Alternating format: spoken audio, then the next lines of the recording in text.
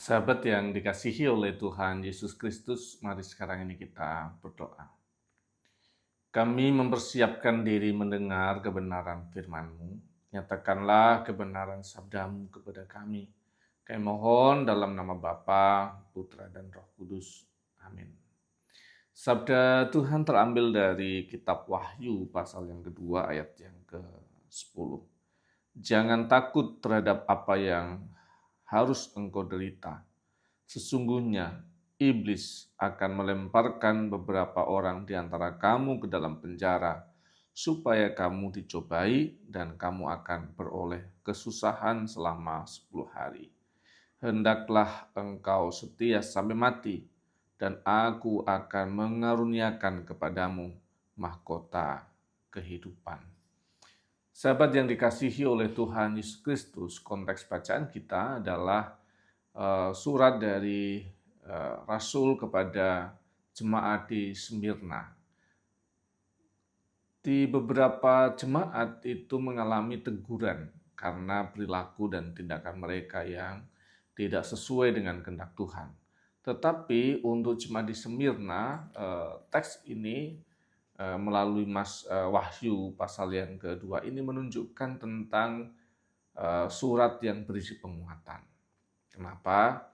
Dan bahkan cenderung ada semacam pujian kepada jemaat di Smyrna.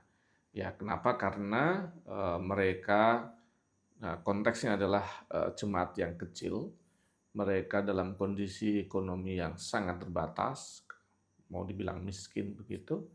Dan tidak hanya itu, mereka juga berhadapan dengan siksaan-siksaan dari pemerintahan penjajah pada waktu itu, dan dengan mereka beriman kepada Kristus, mereka mendapatkan double ya, penderitaan yang bertambah karena beriman kepada Yesus Kristus. Jadi situasinya kompleks. Mereka kecil, mereka miskin, mereka tertindas karena sebagai bangsa yang dijajah, plus mereka menderita karena menjadi pengikut Kristus, karena pressure dari banyak pihak, terutama dari pemerintah. Dan teks kita mengatakan kepada mereka, kuatkan, tetaplah setia, kamu masih akan mengalami derita ini, derita itu. Dan dikatakan kalau engkau tetap jaga kesetiaanmu, aku akan memberikan mahkota, aku akan memberikan kehidupan yang penuh dengan kekekalan untuk engkau yang setia. Sahabat yang dikasihi Tuhan Kristus, apakah kita pernah mengalami situasi yang seperti ini? Sudah kecil, sudah miskin, menderita, ada banyak sekali tekanan dari luar, dan itu membuat kita semakin tertekan dalam banyak hal. Rasa-rasanya menjadi, di mana Tuhan ketika semua yang saya minta nggak sesuai? Di manakah Tuhan ketika derita itu nggak kunjung selesai? Satu derita belum selesai, tambah lagi dan seterusnya. Dan Tuhan katakan, setialah, lewati semua itu, dan aku akan memberikan kamu kehidupan yang kekal.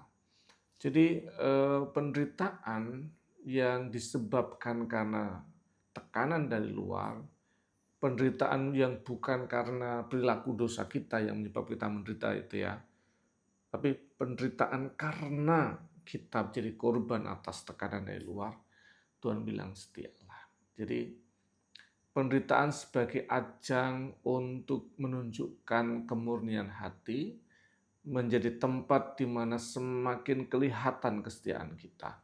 Dan disitulah Tuhan berikan janji. Janji berkat, janji kemurahan, janji kehidupan yang kekal. Dan itu yang Tuhan berikan kepada kita.